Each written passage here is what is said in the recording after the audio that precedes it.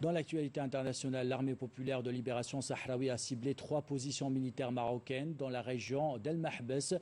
Une armée déterminée, vous allez le voir, à libérer son territoire des ripostes, à travers des ripostes aux attaques de l'occupation marocaine contre le sahraoui. L'envoyé spécial de la télévision publique, Fouzi Aïtali, nous fait parvenir des images exclusives qui sont commentées par Adel Boukhams. Ces bombardements menés par l'armée marocaine et qui ont ciblé les habitations des citoyens sahraouis dans le secteur d'El Mahbes n'ont fort heureusement pas fait de victimes. Les familles qui occupaient ces lieux ont pu être déplacées. Les différents bataillons de l'armée sahraoui relevant de la 6e région militaire n'ont pas tardé à riposter en bombardant 3 bases militaires marocaines appartenant au 40. بالنسبه له النقطه اللي هاجم ميامس ثم بحضرت Le bombardement qu'on a lancé hier a visé le 40e régiment d'infanterie et plus précisément la 22e et la 23e base. La bataille qui est toujours en cours a duré jusqu'à l'instant 2 heures pendant la matinée. Prise de panique, l'armée marocaine a recouru à toutes sortes d'armes. Après avoir constaté les grandes pertes que nous lui avons causées, l'armée marocaine a bombardé aveuglément plusieurs de nos positions. Je tiens à rendre hommage à notre commandement politique, à commencer par le secrétaire général du Front populaire et le président de la République d'avoir pris la décision de reprendre les armes et nous permettre...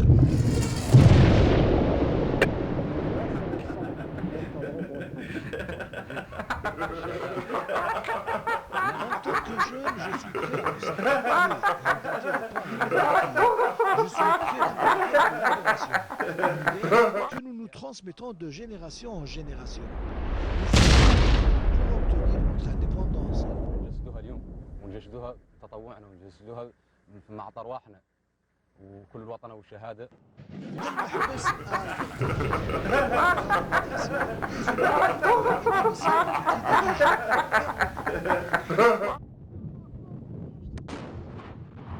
تاريخ 13 نوفمبر الى يومنا هذا.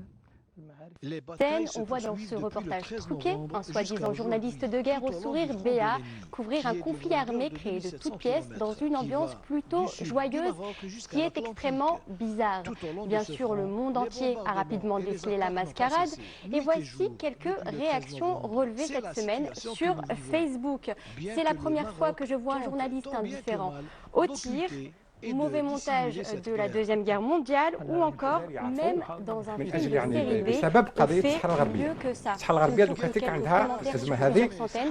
Comme quoi personne n'a été face à ces ما ربحنا فيها شيء ما تقدمنا في الملف هذا ما قلنا باللي الملف هذا تاعنا ولا ماشي تاعنا قال نتلاعبوا قال هذا قضية الأمم المتحدة والأمم المتحدة ماشي معولة تجد حل لهذه القضية المغرب دا الأرض احنا دينا الشعارات قال احترام حريه تقرير المصير للشعوب قاعدين يعني كما قلت لك واحد الخطا استعملت الصوره لا بروا اي لومبر المروك دا لا بروا الفريسه وحنا دينا الهضره كنت انا عده مرات اشرت قلت يا ودي لازمنا ربما نعاودوا نراجعوا سياستنا الخارجيه بحزم بقوه نعاود نفتح الملفات قال وراهي مصلحتنا شحال قادرين نبقاو يعني معلقين هكذا كما يقول لك ما متلقى ما محبوسه مش عارف كيفاش كاين هكذا درك هذا الحل معلقه هو يعني دوك الحل هذا اما يكمن بين حنا والمغرب والصحراء الغربيه يعني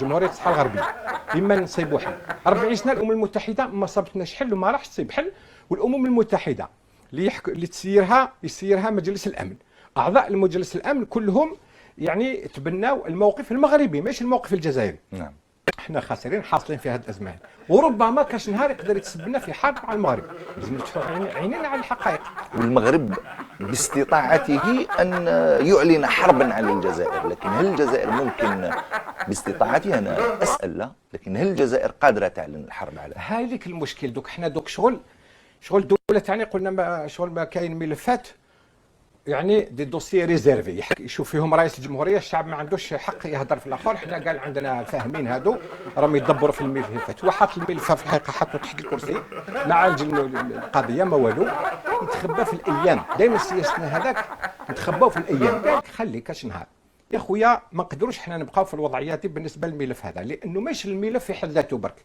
قلنا يقدر يتسبب في حرب مع المغرب.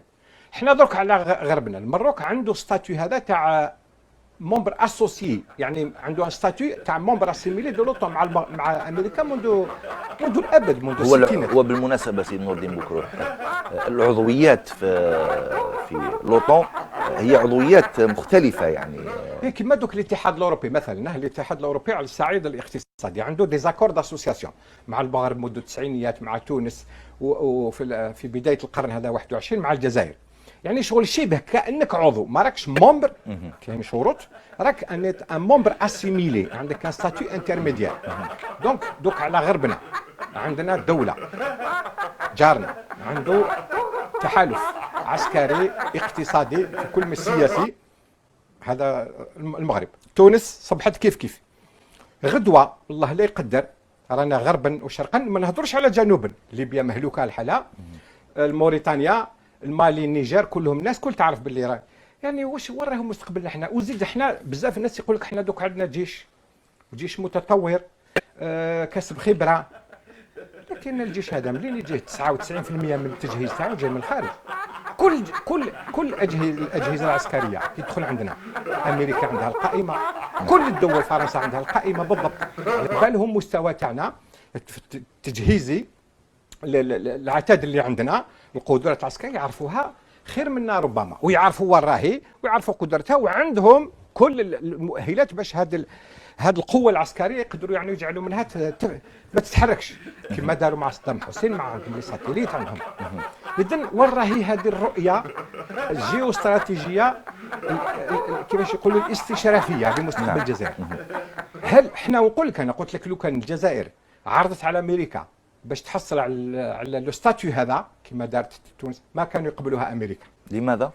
أنا قلت لك علاش، قلت لي بأنه يشوفوا بأنه الجزائر هي يعني لو فونتر مو دو لا ريجيون. فونتر مو ما تعرفش تصلحها، الجزائر هذه قاعده خطرات تشطح على الرجل اليسار ولا اليمين، ما استقرتش يعني سياسيا، ما حددش يعني. احنا الوحيد ما عندنا حتى اتفاقيه ولا عسكريه ولا ماليه ولا اقتصاديه ولا اعضاء في المنظمه العالميه للتجاره، والو. هايمين هكذا قاعدين بفهامتنا بقفازتنا حاسبين شطاره، هي ماشي شطاره كيقول لك هذه باللي يعني احنا الجزائر هذا هو محتوى مصطلح الاستقلال. لا، قالت اليوم الاستقلال علاش ما هذوك فرنسا، المانيا، بريطانيا، كل الدول الاوروبيه هذوما اللي راهم دوك عددهم يعني راهو قريب 28 اللي داخلين في الاتحاد الاوروبي، هذو يعني ما يعرفوش هما الاستقلال الوطني، يعرفوه خير منا. يعني حب دوك العالم يتكاتل، العالم يعني يتحد، كل واحد يروح وين يصيب يعني مصالحه، الا احنا نبقى وحدنا. يعني مازال حاب تقول سي نور الدين بكروح انه مازلنا سجناء، اوني توجور دي زوتاج ولا دي بريزونيي دو كونسيبت، يعني دو كونسيبت تاع الستينات والسبعينات اللي كانوا في الستينات غالطين، ماشي محسوب قدامه برك. احنا سكان الصحراء الاصليون، لوس اوريخيناليس ديال الصحراء، ما قط عندنا كون باسيفيكوس، ولا نبغوا الحرب، ولا الحرب فيها من الفوائد. وحنا ذا الملك نحمدوا عليها الله اللي سلمي ووارثها من بوه وجده، الحرب ما يبغيها، يا غير ملك بناء وملك اللي سمعت والله بدا ذا اللي وعدل لنا احنا، ما هو قاع معدل لجيراننا. احنا الحمد لله صبحنا راعينا، احنا لنا 45 سنه عندنا بناياتنا، وعادوا العليات ببناياتهم، والرجال اللي قاعد يبني كلها وتدبيره. هو راهو الانسان لا مع التدبير، انسان اللي يشتغل ويعمل، ما هو كيف واحد قاعد ما هو مشتغل ولا هو معدل شيء. انسان يقرا ما هو كيف واحد جاهل ما هو باغي يقرا، وانسان سمعت والله بدا يعمل. احنا رانا مأيدين صاحب الجلاله في جميع الامور السلميه اللي يتخذ جميع القرارات، واحنا جنود مجندين وراءه، نساء رجالا اطفالا شيوخ من جميع القبائل، سكان الصحراء الاصليون. احنا الناس كامله، اهل الصحراء كامله اللي منها سمعت ذاك والله بدا بعد معانا احنا، وفي اراضينا المسترجعه واسترجعناها هذه 45 سنه. ما فينا حد يبغي الشر، ولا فينا حد قد تجاوزوا الناس جايين عائدين، وجاوا الحمد لله ما جبروا ما هو الخير، وكاملين ووظفوا سابق. تركتنا احنا اللي قاعدين يناضلوا من اجل وحده التراب، من اجل وطنهم ومن اجل الوحده الترابيه، ونعطات لهم المسائل كامله سابق. اولادنا احنا اللي قراوا، ونعطى لهم اللي يبغوا واللي يعرفوا واللي ما يعرفوا سابق. اولادنا احنا اللي سمعت ذاك والله بدا لا يبغوا عن مغربيه الصحراء بديل، لا يبغوا بديل عن مغربيه الصحراء. وهذا قلناه في يوم 23 24 25 أبريل في الملتقى للشباب الصحراوي في طنجة، والملتقى للشباب الصحراوي في نيروبي، والملتقى للشباب الصحراوي في سيراليوني في 81. وكل بليدة مشينا لها نعتنا لهم عن مغربية الصحراء ما هو الشيطان. من أجل مغربيتهم ما ناضلنا من أجل حكم ذاتي غير منين الملك، حبا في السلم وحبا في سمعة الله بدا جمع الشمل وقبلنا عنا نعدلوا ذا الحكم الذاتي. احنا بعد ما نبغوا بديل عن مغربية صحراء وراني لا عادوهما الرأي العام يصنت لهم يصنت ان احنا اللي بنينا ارضنا، وراهو ما خلق حد يبني داره ويقسمها مع اخوه.